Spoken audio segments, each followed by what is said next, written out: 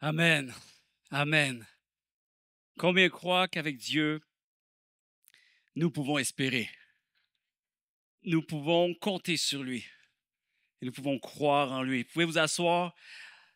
On, on est vraiment dans une nouvelle série de messages qui me porte, qui m'est cher. Je porte sur mon cœur, avec l'équipe pastorale aussi, plusieurs messages qui vont être partagés dans les prochaines semaines. Et on va se rendre jusqu'à presque la fin novembre. Vous allez voir aussi comment on peut répondre à ce message-là. Il va y avoir ce qu'on peut vivre déjà ce matin en Jésus-Christ, mais aussi une autre façon de pouvoir y répondre. Alors, ça va être un peu particulier et j'aimerais qu'on puisse disposer nos cœurs à comprendre de quoi il s'agit lorsque la Bible nous appelle à expérimenter la foi à travers les soupirs de notre âme.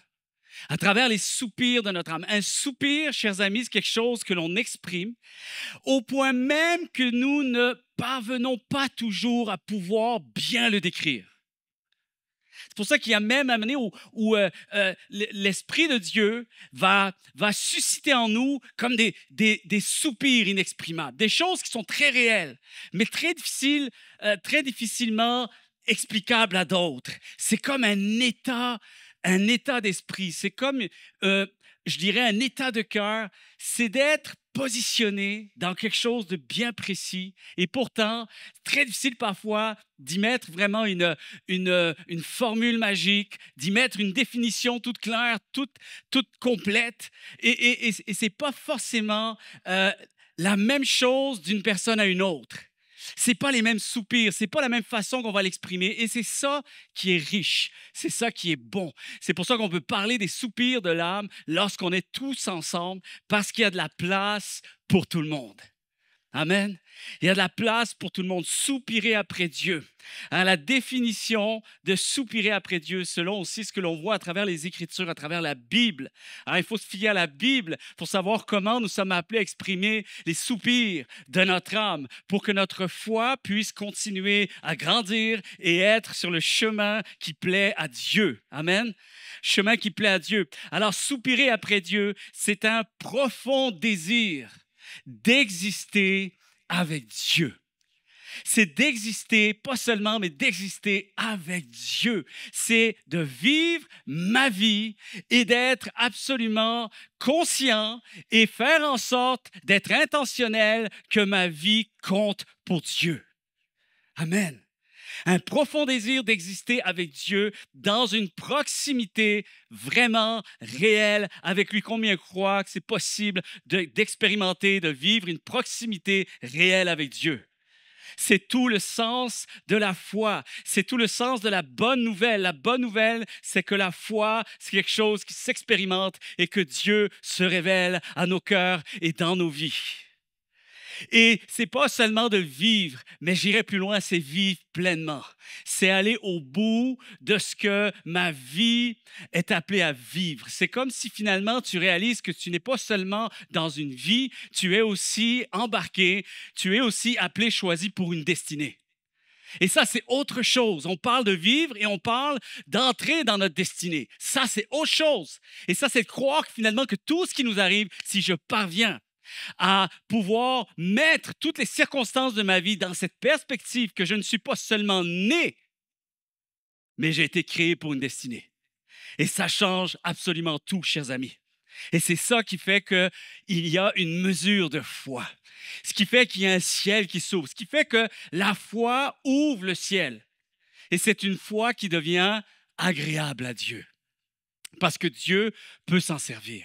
Dieu peut faire quelque chose. Dieu fait irruption dans notre vie. Dieu devient réel, une intense réalité, non seulement pour notre vie, mais croyez-moi, pour quelqu'un pour qui Dieu est devenu une intense réalité, cette personne devient également une inspiration pour d'autres. Elle devient un message. Elle devient quelque chose avec laquelle Dieu va pouvoir même interagir avec les autres à travers notre vie. Pourquoi? Parce que j'expérimente les soupirs de mon âme auprès de Dieu. C'est un désir profond de sa présence et surtout de sa direction dans ma vie. Je ne veux pas seulement dire que nous allons contempler Dieu. Non, nous allons faire en sorte que notre louange devienne notre mission de vie.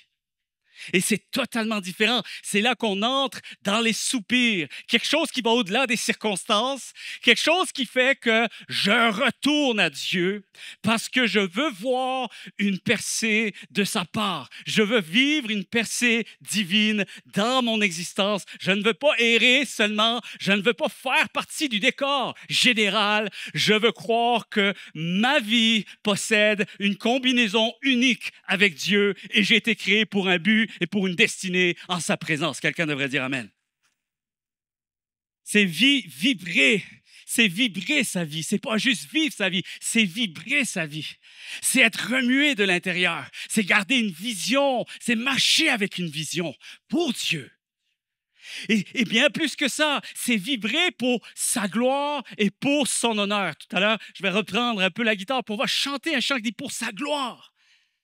Chaque moment, chaque jour est compté pour Dieu, pour sa gloire, chaque circonstance. Je ne donnerai pas le privilège, le dernier mot à mes circonstances. Je vais laisser Dieu d'en dicter la suite. Je vais laisser Dieu en décréter quelque chose. Je vais laisser Dieu dire son dernier mot. Et c'est la foi qui surgit lorsqu'on aime Dieu. Plus que ça, chers amis, aimer Dieu, c'est le chercher.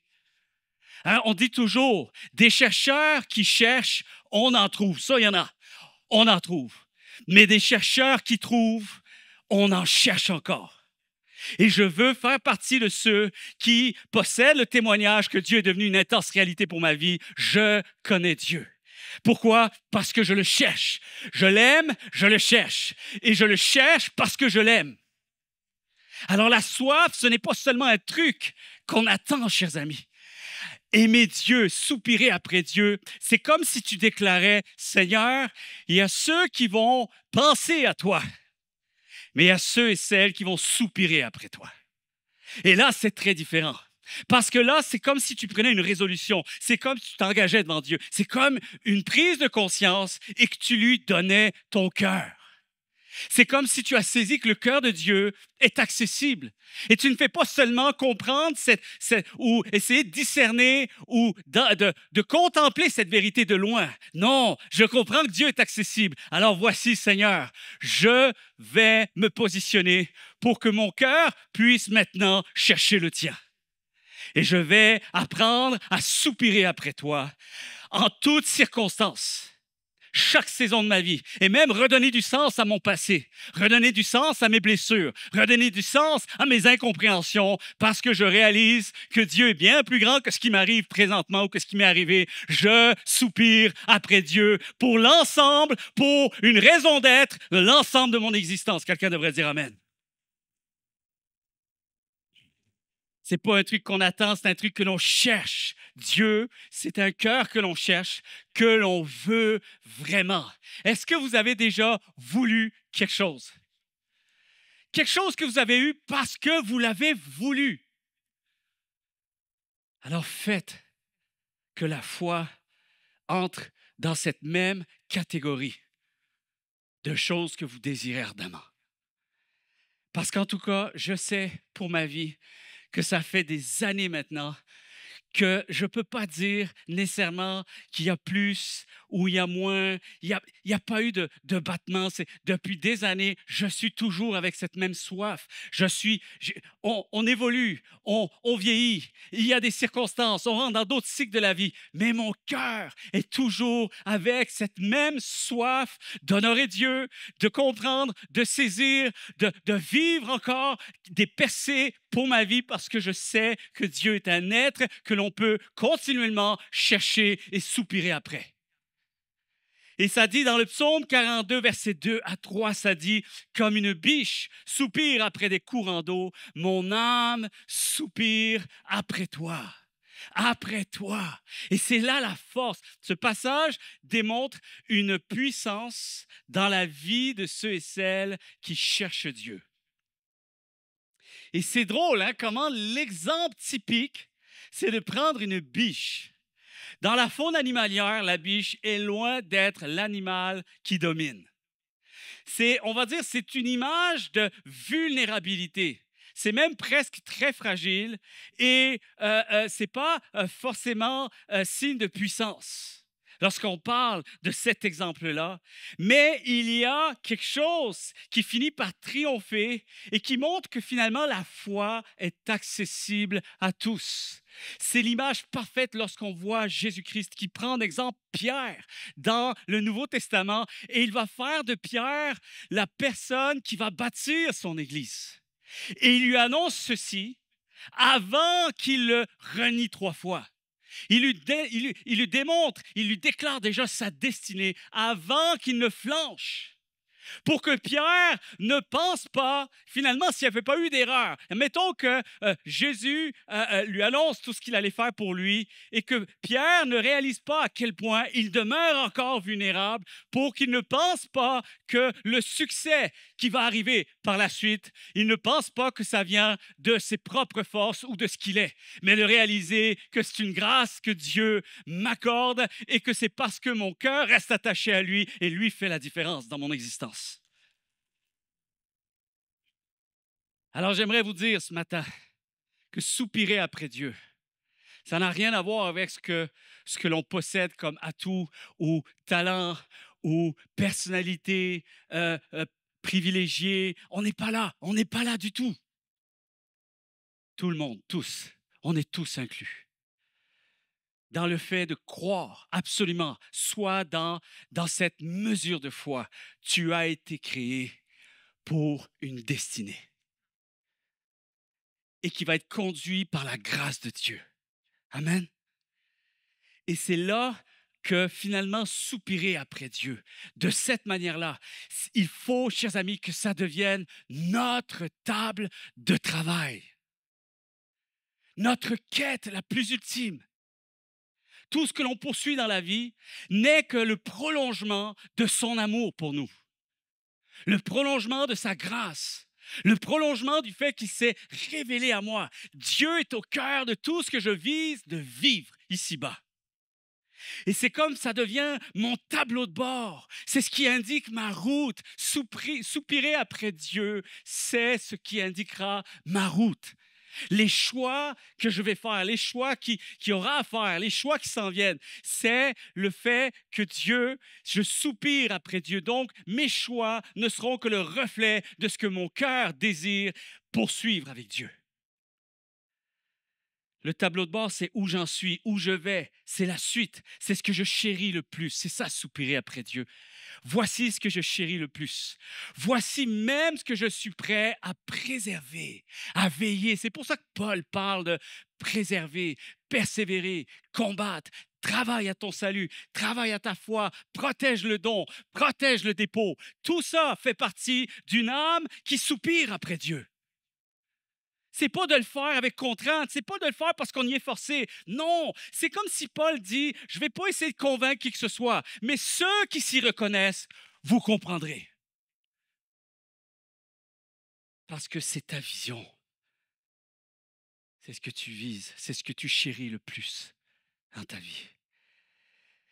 Il y a une histoire et c'est là que le chant m'interpelle parce que ce chant-là, ça fait office du premier point que j'aimerais vous partager, c'est soupirer après Dieu. Les soupirs de notre âme deviennent mon plus grand trésor.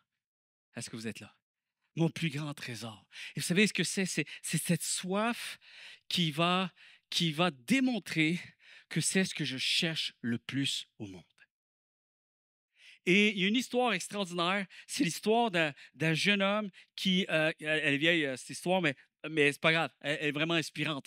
Alors, c'est l'histoire d'un jeune homme qui va voir un ancien, un pasteur qui fait des années maintenant qu'il est chrétien et tout ça. Et il lui pose la question, il veut comprendre, il veut savoir comment on cherche Dieu, comment on soupire après Dieu. Et c'est une époque assez particulière. Aujourd'hui, ne faites pas ça, s'il vous plaît. Ça peut être très, très mal perçu, interprété. Aujourd'hui, on fait juste raconter les histoires que d'autres ont vécues, mais nous, on reste calme avec ça, OK? Mais à l'époque, on parle de plusieurs années en arrière. Ils sont dans une région, il y a de la nature et tout ça. Et le monsieur en question, il dit, gars, je veux lui répondre, mais d'une façon qui va s'en souvenir toute sa vie. Il faut que ça soit marquant, il faut que ça soit bien, bien au clair. Et il prend un jeune homme, il dit, je vais répondre à ta question, mais on va se rendre un petit peu plus loin, puis on va aller au bord d'une rivière. Et lorsqu'ils arrivent au bord d'une rivière, il dit, regarde, quand tu vas te pencher vers la rivière, tu vas voir ta réponse. Et là, le jeune homme, il dit, t'es sûr? Il dit, non, non, fais-moi confiance, je réponds à ta question. Vas-y. Et lorsqu'il se penche comme ça, le pasteur en question, le monsieur en question, l'homme de Dieu, est assez robuste, ça, assez de pogne, tout ça. Il prend le jeune homme et il commence à le noyer au fond de l'eau. Et là, le jeune homme, il se débat, il essaye le plus possible, puis il prend toutes ses forces. Puis de temps en temps, le monsieur, il voit, il y a de la force et tout ça. C'est comme un duel et tout ça. Il laisse le jeune homme ressortir, prendre une bouffée d'air et il le replonge encore dans la rivière. À 3 reprises, il fait ça. Le jeune homme, en dessous de l'eau, se dit, ce gars a jamais été un homme de Dieu. C'est un meurtrier en cavale, fugitif. Je suis tombé sur le mauvais numéro. Puis le gars, il capote sa vie parce qu'il dit, je meurs, je suis en train de mourir. Puis il le laisse au fond de l'eau jusqu'à temps, il n'y ait plus d'oxygène, il n'y ait plus rien. Il le laisse sortir et là, il reprend ses esprits et le jeune homme respire. Il dit, vas-y, prends la bouffée, prends la bouffée. Il essaie de récupérer sa vie, littéralement. Et là, il est vraiment fâché, il est déstabilisé, en désarroi. Il lui dit, mais qu'est-ce qui vous prend? Vous êtes un espèce de malade. C'est quoi qui se passe avec vous? Je vous ai posé juste une question. Oui, mais je t'ai répondu. Mais en quoi tu m'as répondu? C'est ridicule ton affaire et tout ça. Il dit, tu vas t'en souvenir toute sa vie. Tu m'as demandé, c'est quoi le secret d'être en réveil spirituellement? C'est quoi le secret d'être en feu pour Dieu? C'est quoi le secret de soupirer après Dieu? Tu expérimenteras Dieu dans ta vie le jour où tu le chercheras de la même façon que tu essayais de chercher l'oxygène aujourd'hui. Et cette histoire me touche parce que c'est une réalité, chers amis. Dieu est là pour être cherché de tout notre cœur, de toute notre âme et de toute notre pensée. Et c'est incroyable parce qu'il faut savoir, justement, à travers ce chant, l'Église Providence qui a fait ce chant faveur, ça dit ta fidélité à nos yeux ont vu ta fidélité, ont vu ta puissance depuis des années. Est-ce qu'il y en a ici qui peuvent attester que Dieu s'est révélé à eux? Combien ici peuvent dire, j'ai expérimenté quelque chose, au moins une fois dans ma vie, j'ai expérimenté quelque chose de réel avec Dieu, d'extraordinaire, de puissant avec Dieu. Et une des choses ici ce matin, c'est que ce chant, c'est que tu as entendu nos pleurs, même parfois dans les circonstances les plus difficiles. J'ai vu Dieu être fidèle. J'ai vu Dieu être à l'œuvre. Et nos vies, tu as restauré. Tu as montré que tu es vivant, que tu es bien réel, que tu interviens, tu réponds à nos prières, que tu es fidèle dans nos vies et dans le relief de nos vies. Tu as consolé nos cœurs, tu nous as révélé ta bonté et ça dit cette phrase merveilleuse, ça dit « Nous protégeons maintenant ce trésor pour ne jamais l'oublier. » Et voilà. Voilà pourquoi je mets un point distinctif sur ce chant-là et plein d'autres chants qui sont merveilleux, tout ça. Mais je trouve que là, c'est fort, là, c'est bien. Là, on parle d'une grâce. Vous savez, une grâce, quelque chose que tu reçois, peut-être la toute première fois, tu as reçu la grâce de Dieu. En fait, quand Dieu se révèle à toi, il faut que tu réalises que c'est une grâce. C'est la toute première fois où Dieu s'est révélé à moi. Je n'avais rien pour mériter ça. Vous êtes... Et la réalité, c'est que ça a tellement été bouleversant pour ma vie. Ça a tellement tout changé. Et c'est devenu pour moi comme un trésor. Si réellement tu parles de la grâce de Dieu, ça veut dire que tu me comprends, tu comprends ce que je veux dire aujourd'hui. Que c'est quelque chose qui t'a bouleversé, qui t'a émerveillé, qui t'a renversé. C'est quelque chose, finalement, tes yeux se sont ouverts sur ton existence tout entière, sur le sens de la vie, le sens de l'univers, le sens de l'éternité. Dieu se révèle à nous, c'est pas pour juste changer un peu, modifier un peu la journée. Quand Dieu se révèle à nous, il change la totalité de notre perspective. C'est pour ça qu'on dit, ça change ma vie. Ça a changé ma vie. Pourquoi? Parce que je ne vois plus les choses de la même façon qu'avant. Et je n'affronte pas la vie plus du tout de la même façon qu'avant. Alors cette grâce, tu la reçois vraiment quand on dit par pure grâce. Mais cette grâce, maintenant, je m'en fais le devoir de la garder. Et c'est là que nous entrons en scène. C'est là que Dieu nous laisse répondre. Et la réponse de notre foi est tout aussi importante que ce que Dieu a fait pour la toute première fois dans nos vies. Ce que je vais choisir d'en faire va déterminer ce que Dieu continuera d'en faire. Et c'est comme si quelqu'un veut t'offrir un cadeau, tu dis oui ou tu dis non. Et c'est dans cette même optique que Jésus disait à ses disciples, vous allez et vous proposez, vous proposez la bénédiction dans ce foyer. Mais s'il vous refuse, vous sortez et vous allez ailleurs. La réalité, chers amis, c'est que j'aimerais aussi que l'on comprenne que les soupirs de notre âme, ce n'est pas seulement quelque chose qu'on attend. Ce n'est pas une posture immobile comme ça, passive. C'est quelque chose qui nous change de l'intérieur. C'est quelque chose qui vient interpeller quelque chose dans nos cœurs, dans nos vies et qui va définir la suite de mon existence.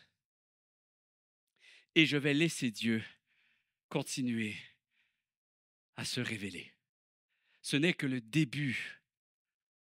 Et c'est là que les écrits de Paul, à travers les églises déjà d'autrefois, c'est comme à chaque fois, il écrivait pour prendre des nouvelles et s'assurer que vous êtes toujours en route, vous êtes toujours en chemin, vous êtes toujours en action, vous ne restez pas passif et vous ne laissez pas les circonstances vous définir. Et c'est merveilleux parce que tantôt, j'étais en train de prendre le café. Et j'ai dit ça à deux frères. Je dis, ah, c'est incroyable. Tu sais, quand tu ne réfléchis pas à ce que tu fais, je dis, mais qu'est-ce que tu es en train de faire? Je me suis parlé à mon âme, à moi-même. Qu'est-ce que tu es en train de faire? Tellement que c'est instinctif, je prends le café, je prends la petite capsule de crème. Et j'ouvre la crème, je vide dans la poubelle et je mets la capsule en plastique dans le café. OK? Et là, pendant le partage, là, j'étais comme, je faisais le gars qui écoutait, mais je n'écoutais rien du tout. Puis j'étais comme, j'essayais de sortir ça avec le petit, parce que le café est tellement chaud. Je sortais ça. Puis c'est là que je me suis dit, mais qu'est-ce que tu es en train de faire? Réveille, réveille, oh, oh, qu'est-ce que tu fais?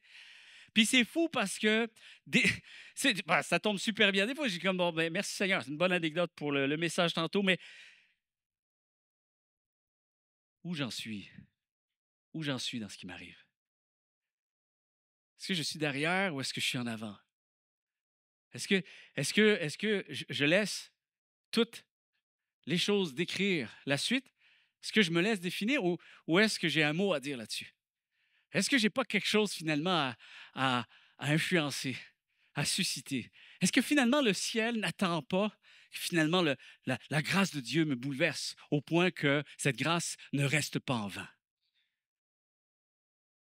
Est-ce que je suis là? Est-ce que j'ai une vision? Est-ce que je suis déterminé à quelque chose? C'est très important. Cette grâce est la mienne. Hein, ce chant dit, cette grâce est mienne. Maintenant, je le sais. Avant, je ne connaissais pas la grâce de Dieu. Aujourd'hui, je le sais. Avant, j'avais entendu parler de Dieu. Aujourd'hui, mes yeux t'ont vu. Et tu es Dieu et tu répands sur tes enfants ta vie. Tu répands ta faveur sur tes enfants. Et c'est comme permettre, chers amis, à ce trésor. Écoutez-moi, c'est le sens de ce message, le premier message de la série. C'est que même lorsque nous louons Dieu, nous le louons en étant de véritables acteurs de ce que Dieu veut faire dans notre vie. Et c'est comme si finalement on devient complice. La vraie complicité, la vraie proximité, cette foi qui est agréable à Dieu, c'est dans cette mesure que nous voulons y entrer. Et c'est permettre à ce trésor de continuer à être actif. Merci Seigneur de ce que tu as démarré quelque chose. Tu as initié quelque chose dans ma vie. Maintenant, je viens vers toi pour faire en sorte que ce trésor continue à être actif. Amen. D'en faire du sens pour la suite. La suite va être définie parce que Dieu vient de me faire vivre. Mais les yeux de mon cœur se sont ouverts. Plus question de les rééteindre. Plus question d'être à côté de la plaque. Et c'est là que ça devient exponentiel. Et c'est là que toutes les promesses du royaume, toutes les promesses de la Bible nous sont accordées. Avec foi, chers amis, avec foi. Tout le reste ne sera plus du tout comparable à hier. Les choses anciennes sont passées. Voici, toutes choses sont devenues nouvelles. Je ne peux pas effacer le passé, mais je vais changer la perspective pour la suite des choses. Je vais changer la suite avec la vision qui, elle, est nouvelle. Et parce que la vision est nouvelle, c'est ce qui va permettre à Dieu de pouvoir se manifester comme jamais je n'ai pu le voir se manifester auparavant. Quelqu'un devrait dire Amen. Permettre à ce trésor de continuer, non seulement d'être actif, mais continuer à être actif. Exponentiel. Maintenant, vient avec la responsabilité de s'en rapprocher. Et ça, c'est un peu comme on voit dans Moïse qui est interpellé par le buisson ardent. C'est très symbolique, c'est une analogie, ce texte aussi. Il y a quelque chose qui sort de l'ordinaire. C'est pas comme avant. Et Dieu touche ton cœur d'une façon qui te bouleverse. Et c'est comme si un feu prenait vie en toi. Et tu fais exactement ce que Moïse a fait. Tu n'as pas fait fi de cette vision. Tu n'as pas permis que ça devienne juste un moment unique dans l'histoire. Non! Tu vas laisser les choses que tu faisais parce que tu crois que cette chose est bien plus importante maintenant. Et je fais un détour comme Moïse, ça dit « fit un détour » parce que son cœur était interpellé. Il fit un détour et là, Dieu lui révèle sa destinée.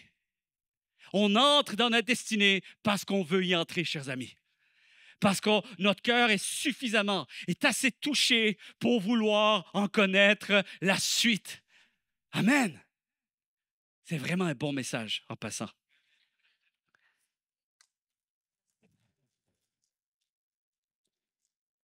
Alors, les soupirs de mon âme, c'est j'en fais toute ma vie. C'est pour ça qu'il n'y a pas une seule journée où je ne me réfère pas à ce que mon cœur a besoin d'exprimer à Dieu. Parce que je veux encore Dieu au cœur, au centre, chaque journée, chaque moment, chaque chose que je vise. J'en fais ma vie, j'en fais ma mission. Je poursuis la route avec ça, avec ce trésor, cette grâce qui a éveillé quelque chose dans ma vie. Et maintenant, je le cherche, tout comme j'ai besoin d'oxygène pour vivre. On construit la suite et ça devient notre plus beau rayonnement, chers amis, parce qu'on ne peut pas, les sceptiques seront confondus. Tu ne peux pas répondre à celui et celle qui vit avec Dieu comme une intense réalité au cœur de son existence. Tu ne peux rien faire. Tu ne peux rien faire avec ça. Et c'est tellement terrible de voir ce que Dieu peut faire de grand et de puissant à travers une personne qui a compris cette réalité et qui entre dans cette perspective de vie. C'est incroyable parce que c'est inexprimable. C'est juste à nous. Il s'agit de nous, chers amis. C'est la beauté de l'Évangile. C'est que Dieu va se révéler en chacun de nous. Amen. Et ça dit, garde ton cœur plus que toute autre chose. Proverbe 4, verset 23. Car de lui viennent les sources de la vie. Ça dit, un homme bon, dans Luc 6, 45, ça dit, un homme bon tire de bonnes choses du bon trésor de son cœur. Et un homme mauvais tire de mauvaises choses de son mauvais trésor, car c'est de l'abondance du cœur que la bouche parle. Ici, il y a quelque chose, c'est que ce que tu as dans ton cœur va absolument, sois-en certain, tu nourris Dieu dans ton cœur, ta vie va posséder Dieu. Tes décisions vont être prises avec mettre Dieu en importance en arrière de tes décisions. Les projets, les rêves, ce que tu visualises pour la suite, crois-moi, si tu nourris Dieu dans ton cœur, la suite aura une saveur de Dieu.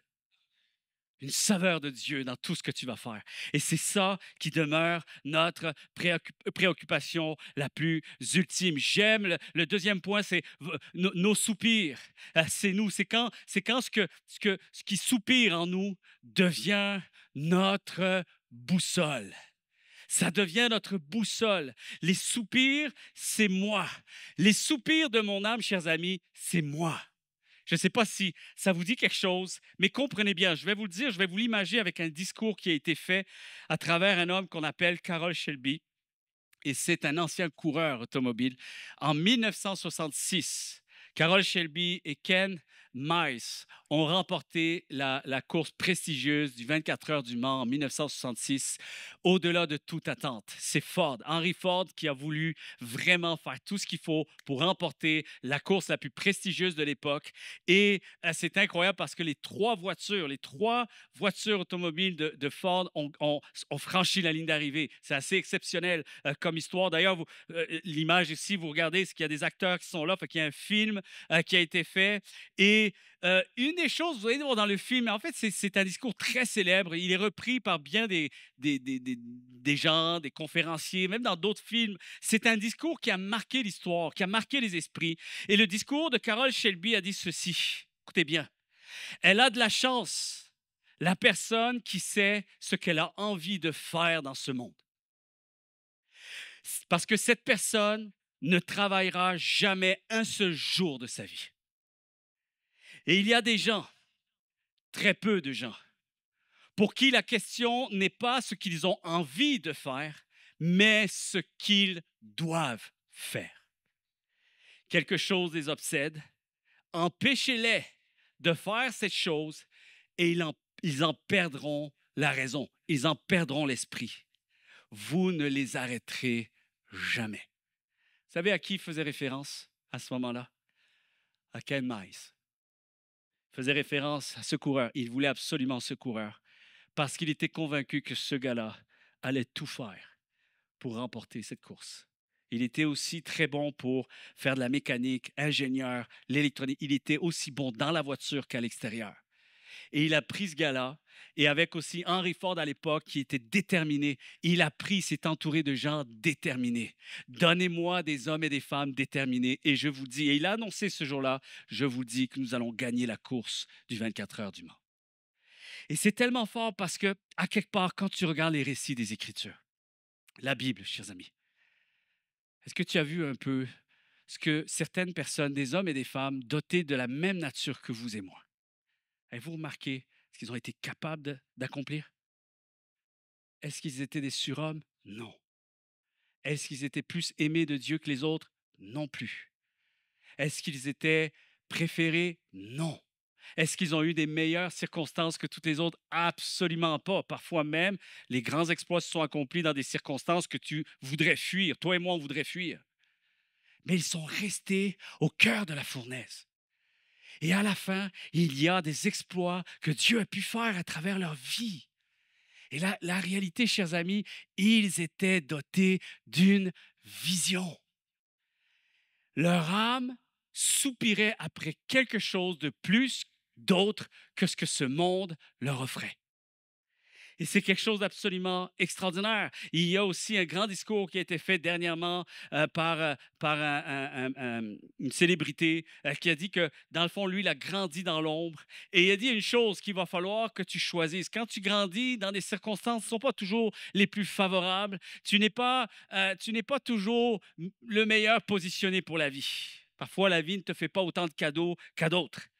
Il dit, quand tu grandis dans ces circonstances-là, tu as toujours deux choix. Soit tu te laisses engloutir, ou soit tu décides de briller à travers elles, de briller à travers les circonstances. Et il dit ceci, tu es présent dans ce qui t'arrive. Il ne faut juste pas que tu oublies que ce qui t'arrive, c'est une chose, mais toi, n'oublie pas que tu es là. Tu es présent, tu es voulu, tu as été créé, tu es né de Dieu et tu es choisi pour un temps comme celui-ci. N'oublie pas que tu as ce que tu subis dans la vie, mais tu as aussi une destinée qui t'a été décrétée. Amen. Et il va dire ceci. Il va dire, n'oubliez pas, vous n'êtes pas un code postal, vous n'êtes pas une adresse quelconque, ou vous n'êtes pas les choses qui vous arrivent uniquement par hasard. Vous n'êtes pas ces choses-là. Le hasard ne vous définit pas. Ça fait partie de la vie, ça fait partie de ce qui nous incombe à tous. Mais il dit, vous n'êtes pas non plus juste un nom de famille. Vous êtes un être cher en arrière de tout ça. Et vous n'êtes pas vos échecs, même vos erreurs, vos gaffes. Vous n'êtes pas vos circonstances les plus difficiles. Et il va dire ceci, vous êtes votre ambition. En fait, en réalité, vous allez devenir ce que vous voulez devenir. Et c'est tellement fort parce qu'on pourrait dire, j'aime pas trop parce que, ouais, mais tu sais, c'est un peu la pensée positive ou quoi que ce soit. OK, dis-moi, franchement, t'as déjà essayé d'avoir foi en Dieu sans être positif? Explique-moi un peu comment tu fais. Tu as déjà essayé de vivre des choses extraordinaires en Jésus-Christ sans les vouloir toi-même? Explique-moi un peu comment tu fais. C'est un grand mystère pour moi. Tout ce que je vis avec Dieu a été le fruit de ce que j'ai ambitionné. Et parfois, au-delà même, la grâce. La grâce m'a surpris. La grâce m'a bouleversé. La grâce m'a déstabilisé. Mais je peux vous dire une chose, que je vis la vie avec Dieu que je mène aujourd'hui, c'est celle que je chéris, c'est celle que je veux. Et j'ai des aspirations encore plus grandes. Et je suis en marche, je suis en route et j'aspire à de grandes choses. Quelqu'un devrait dire Amen. Alors, il va falloir que tu choisisses de croire en cours de chemin. Au-delà des douleurs, des déceptions, des imperfections, il va falloir que tu en fasses quelque chose qui est significatif avec ce que tu veux vivre avec Dieu. Il va falloir que tu ne perdes jamais de vue Jésus-Christ. Gardez les yeux fixés sur Jésus-Christ. C'est ce que Paul va dire. Garde les yeux fixés sur ce qui est en avant et non pas ce qui est en arrière. Hein? Vous connaissez cette fameuse citation du pare-brise et du rétroviseur. Hein? Le pare-brise, hein? Tu marches pour les choses qui sont en avant. Le pare-brise propose une plus grande visibilité pour les choses qui sont en avant que pour celles qui sont en arrière. Alors, quand tu marches avec Dieu, choisis de regarder beaucoup plus avec espérance pour les choses qu'il compte faire avec toi aujourd'hui, plutôt que pour celles qui se sont passées en arrière. Alors, il y a une des choses ici que j'aimerais, c'est qu'on puisse soupirer après Dieu en guise d'honorer Dieu. Je vais honorer Dieu. Je vais honorer celui qui m'a façonné, celui qui n'a pas fait en sorte que j'atterris ici par hasard. Je n'ai pas atterri ici par hasard. Je ne suis pas une erreur. Je suis choisi, je suis aimé, je suis chéri, j'ai été affectionné, je le suis encore et j'ai une valeur inestimable. Alors je suis digne de marcher avec Dieu, non pas parce que j'ai mérité quoi que ce soit, mais parce que Dieu l'en a décidé ainsi et je vais honorer son choix et je vais marcher à la lumière de cette réalité. Je vais honorer celui qui n'a jamais cessé de m'aimer malgré mes erreurs. Alors, je vais honorer ça aussi. Je vais regarder la suite en fonction de cette grâce. C'est pas pour rien que Dieu me permet d'avoir une seconde chance. Pourquoi? Pour que je la saisisse. Et pour que j'aille de l'avant avec ça et que je me laisse définir encore pour ce que Dieu continue de croire pour ma vie. Alors, je vais choisir d'honorer celui qui n'a jamais cessé de m'aimer malgré la dureté de mon cœur. Et malgré la dureté de mon cœur, j'aimerais dire que oui, la dureté de mon cœur a abondé, mais sa grâce a surabondé. Même mes erreurs, mes imperfections, lorsque je parviens à réaliser toutes ces choses, il y a une prise de conscience et Dieu me permet de pouvoir revenir à lui avec repentance, avec confession de cœur, confession de vie. Alors c'est là que je me mets à voir le monde sous une autre perspective encore. Je veux regarder à celui qui m'a soutenu jusqu'à ce jour. Je veux regarder à celui qui a vu, qui m'a vu, qui a vu ma vie. Il a vu ma vie belle quand personne ne me voyait. Je veux honorer ce Dieu qui m'a montré ce que c'est que d'être aimé par pure grâce et conduit par sa fidélité. Le chant qui a été élevé, mon frère me parlait, m'a dit, Providence, ça veut dire tout pour nous. Parce que tu regardes le parcours, tu en fais une synthèse du parcours et quand tu réalises comment Dieu était présent dans ton parcours, tu le loues pour sa fidélité. Tu le loues pour sa providence. Parce que même si je n'ai pas toutes les réponses, Israël a manqué de foi parce qu'il s'est fié à chaque fois. Il y a 11 embûches qu'ils ont vécues entre la sortie d'Égypte et jusqu'à le désert. 11 embûches. Et pour les 11 fois, ils ont choisi de ne pas croire en Dieu. Pour les 11 fois. Alors qu'ils auraient dû regarder à ce que Dieu a fait, comment ils sont sortis d'Égypte et comment Dieu a toujours répondu. Alors je veux changer la playlist de mon âme. Je veux changer l'atmosphère de mon âme. Je veux changer le discours intérieur. Seigneur, non, je veux regarder le parcours comme étant le fruit de ta fidélité et ta fidélité m'a secouru jusque-là. Ta fidélité continuera à être active. Vous savez, le problème là-dedans, c'est qu'on a besoin de savoir qui on est en Jésus-Christ. Et on a besoin aussi de se découvrir. Tu as besoin de découvrir ton soupir qui est inexprimable, qui ne peut être exprimé que par ton âme. Il y a quelque chose que je veux appuyer ce matin.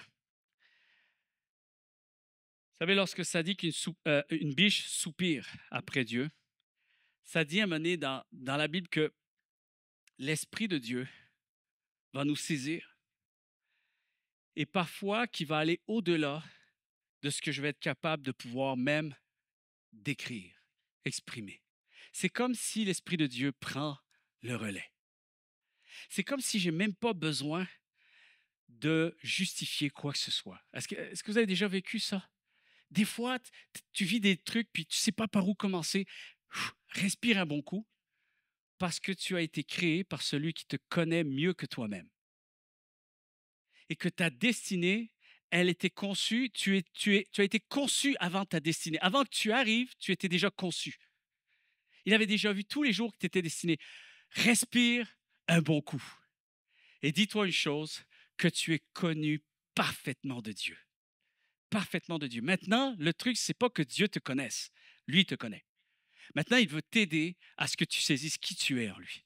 Et ça, c'est une autre histoire, chers amis. C'est tellement important parce que une des choses que j'aime, c'est quand on va commencer à embrasser notre vie, à assumer notre unicité, la combinaison unique qui est la mienne, que personne d'autre ne pourra reproduire. Et que je vais accepter d'assumer la suite avec ça. Et j'aimerais ce matin, vous allez avoir deux diapos qui apparaissent. J'aimerais vous annoncer en primeur que le 22 novembre, samedi 22 novembre, nous débutons officiellement la première formation de Explore Formation qui va se faire à Saint-Jérôme. Et vous allez voir dans les prochains jours, on va sortir plein de choses qui vont sortir officielles et tout ça. Et je suis tellement fier de pouvoir démarrer Explore Formation avec cette première formation-là. Et permettez-moi de vous en décrire pour ceux et celles qui ont peut-être envie de vouloir participer à cet événement. C'est un coût de 30 $, ce ne serait pas beaucoup, mais c'est de 10 heures à 15 heures et un vrai cours, quelque chose de complet. Et cette formation va s'intituler « En quête de mon unicité en Christ ». Et si ta vie commençait à compter comme Dieu l'a toujours voulu. Trouve ta voie unique en Dieu. Deviens toi-même et resplendis d'une foi vivante. Si ces phrases disent quelque chose pour toi, alors ça veut dire qu'on est liés, toi et moi. On se comprend. On se comprend. Des choses que j'aurais aimé qu'on me dise lorsque j'ai commencé ma foi chrétienne. Alors, je vais rendre service. Je vais redonner. J'ai découvert des choses extraordinaires avec Dieu depuis les 20 dernières années et je veux maintenant en faire bénéficier. Je veux aider quelqu'un à pouvoir marcher et trouver sa combinaison unique avec Dieu parce qu'il y en a réellement une pour ta vie. Découvre les clés bibliques pour entrer dans l'accomplissement de ta destinée en Dieu. Samedi 22 novembre 2025, de 10 heures à 15 heures. Ce que tu vas recevoir dans cette formation, écoute bien, une boussole spirituelle sur mesure, premièrement. Découvre les 3 axes de la volonté divine et comment les aligner avec ton cœur. Apprends à discerner la volonté de Dieu pour ta vie à toi sans copier-coller le parcours des autres. La permission d'être enfin soi-même. Fini la pression de performer spirituellement, fini la culpabilité religieuse. Ici, tu découvres que ton unicité est voulue par Dieu et qu'elle est ton plus grand atout, ton plus grand trésor et non pas un défaut. Quelqu'un devrait dire Amen. La deuxième chose, c'est les secrets des géants de la Bible, des gens comme vous et moi. Il faut les étudier. C'est pas pour rien que Dieu a permis que nous connaissions ces histoires, parce qu'il y a notre chemin à tracer aussi à travers les leurs. Alors, les secrets des géants de la Bible, aucun d'eux n'était parfait. Ça, c'est la chose à savoir. Mais chacun a trouvé sa combinaison unique avec Dieu.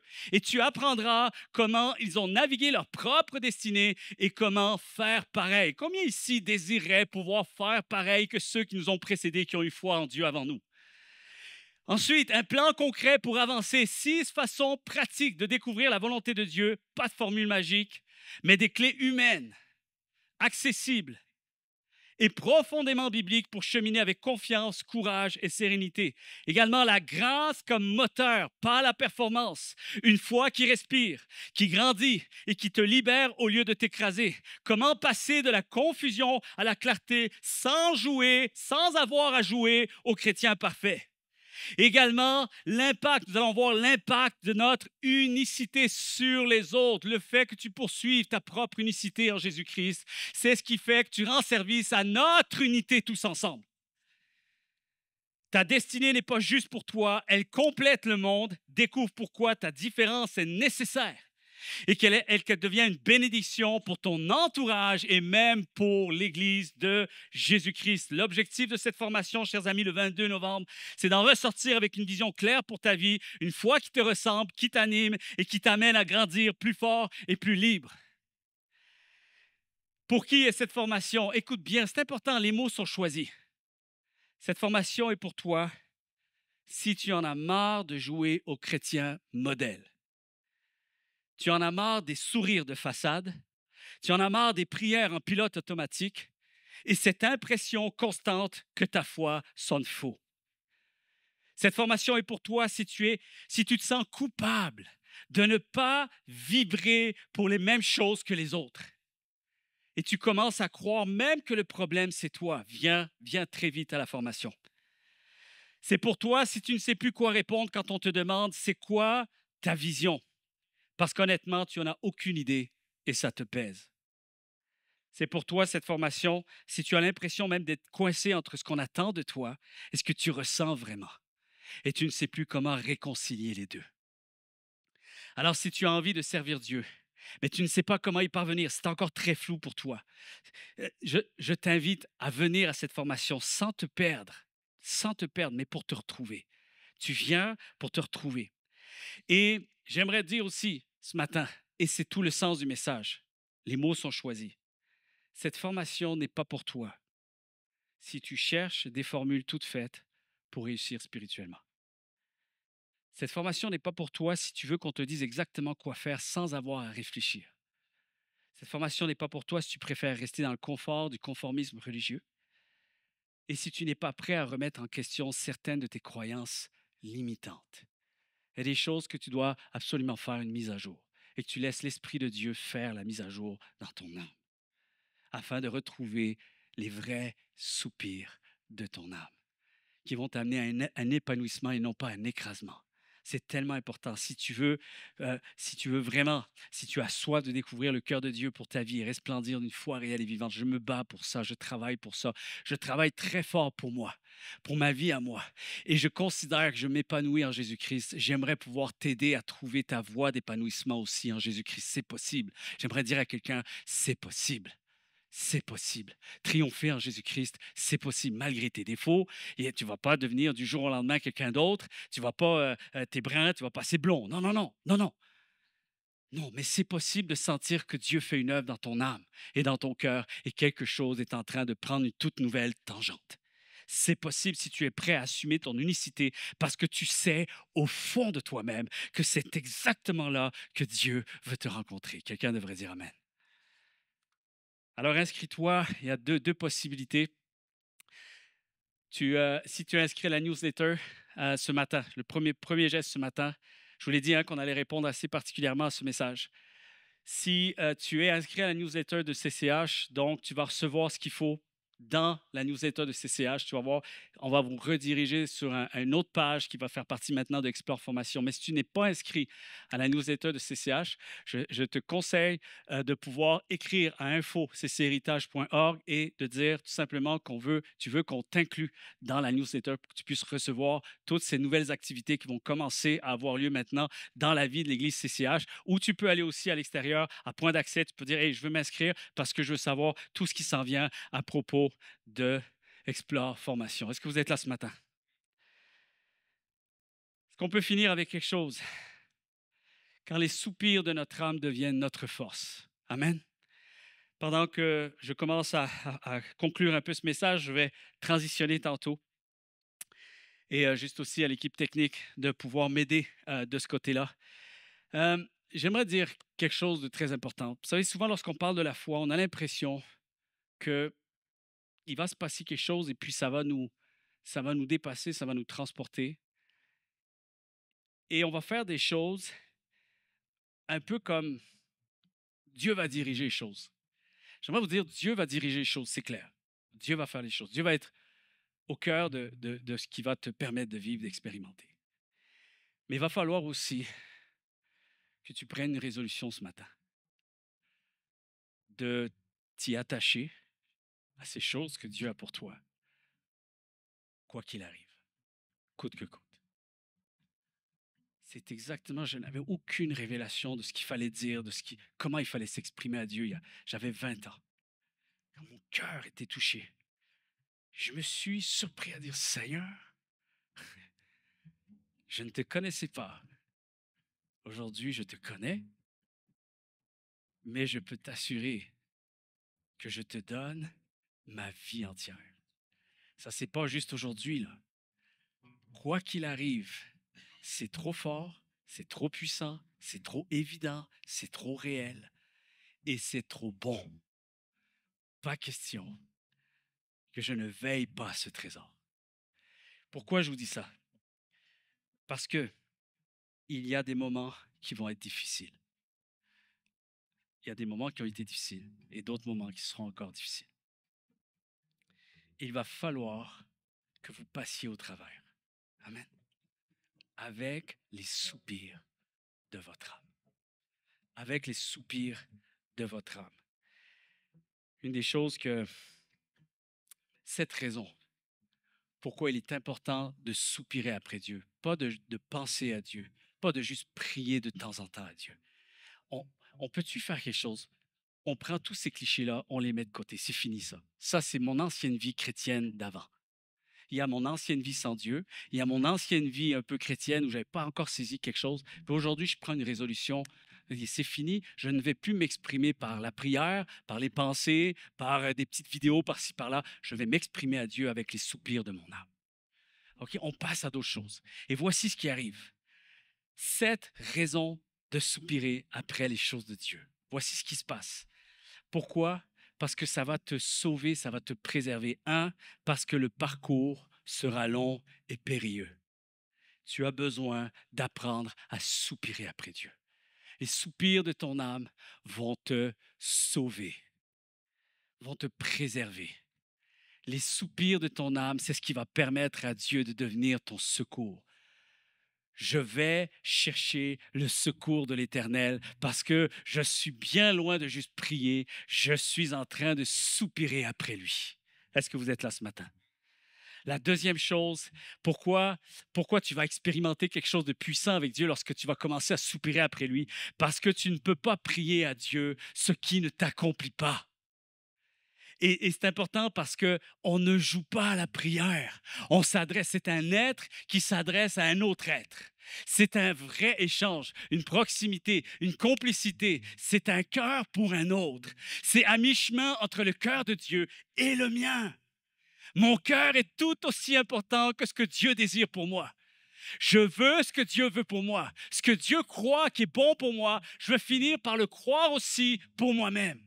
Alors, je joue un rôle important et parce que je le veux, parce que j'y ai soif, parce que je poursuis cette réalité, je vais voir Dieu se manifester dans ma vie et c'est ça qui fait la différence entre un peu prier et soupirer après Dieu. 3, parce qu'il s'agit de toi. Tes prières vont devenir puissantes. Tes soupirs vont se transformer en de prières puissantes. Pourquoi? Parce qu'elles seront les tiennes et non pas celles de quelqu'un d'autre. Ce n'est pas une prière que tu répètes, que tu as entendue de quelqu'un. C'est les prières de ton âme. Parfois, tu n'as même pas besoin de mots pour exprimer ce que ton cœur désire, vivre avec Dieu. Alors, elles ne manqueront jamais à l'appel, ces prières-là, chers amis. C'est les soupirs qui vont être toujours constants. Les soupirs de mon âme demeurent constants. Puisque tu es concerné, tu en seras directement impliqué. Tu vas sentir le besoin de revenir à Dieu, de te confier à Dieu. Pourquoi? Parce que c'est une question d'existence et pas juste de circonstances. Est-ce que vous êtes là ce matin? Tu vas apprendre à t'abandonner, à être prêt à te dépasser. Tu vas apprendre même à traverser les circonstances parfois les plus difficiles parce que tu sais que c'est ton existence qui est en jeu et c'est de toute ton âme, de toutes tes forces et de tout ton cœur que tu désires voir Dieu se manifester dans ta vie. 4, parce que tu vas fatiguer Dieu et il va honorer ça. Est-ce que vous êtes là ce matin? La Bible parle pour des exemples de prières. C'est incroyable. Il prend l'exemple de personnes, c'est des vrais fous furieux. C'est les vrais fous furieux, ce sont les violents qui s'emparent du royaume des cieux. Et c'est comme si Dieu va aimer ça.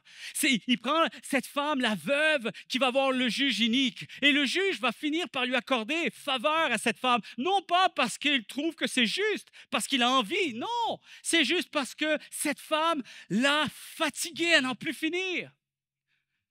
Et c'est ça aussi qui transperce les écluses des cieux. C'est parce que tu es tellement désireux de vouloir vivre quelque chose que tu ne lâcheras pas un seul iota. Tu ne lâcheras rien. Tu vas revenir avec ces prières-là et Dieu va ouvrir son ciel pour toi parce qu'il n'aura pas d'autre choix que d'admettre que cette personne a foi en moi et je vais honorer sa foi. Tu trouveras la force d'attendre. Amen. Quand tu soupires après Dieu, tu trouves la force d'attendre parce que Dieu renouvelle tes forces. Amen. Dieu renouvelle tes forces. 6, tu vas être rempli de foi. Il y a des moments où Dieu va te révéler des choses spécifiques. Pourquoi? Parce que tu persévères dans sa présence, parce que tu reviens vers lui, parce que tu lui démontres à quel point tu veux qu'il se révèle à toi. Et Dieu, c'est pas toujours comme ça, c'est pas tout le temps, mais Dieu va se révéler à toi d'une manière spécifique, au point que parfois d'autres vont rien comprendre à ce que Dieu est en train de faire avec toi, mais toi, tu le sais. Et c'est ça qui fait que tu continues à être rempli de foi. Tout comme Paul arrive à un voyage, il va dire, ne vous inquiétez pas, on ne mourra pas. Tout est en train de s'écrouler, mais lui dit, non, on ne mourra pas. Pourquoi? Parce que Dieu me l'a dit. Et 7, la vision de Dieu sera dans ton cœur. Et j'aimerais t'encourager, cherche Dieu pour arriver à cet état-là. À un moment de ta vie où tu vis enfin la foi de cette façon-là. La vision de Dieu dans mon cœur. Partout où je suis, Dieu est avec moi. Je sens sa présence. Il est là. C'est devenu une intense réalité. Amen.